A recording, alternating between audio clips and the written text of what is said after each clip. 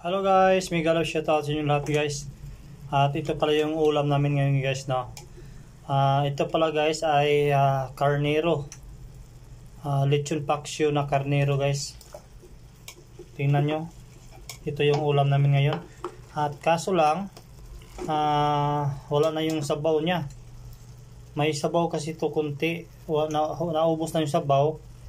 Kasi iniinit ko ito. Matagal ako nakabalik dito sa bahay, kaya pagdating ko wala nang sabaw. Kaya ito pala ang ulam namin ngayon, no? Lechon paksiw na tupa, no? Lechon paksiw na tupa, sa Tagalog yata yan tupa, yung karnero. Ito yung buto niya. At guys, maraming salamat yung lahat guys, at thank you so much sa lahat na followers ko. Maraming salamat sa inyong lahat. At sa hindi pa nakapollow dyan, please follow pa more. We love you all. Bye bye.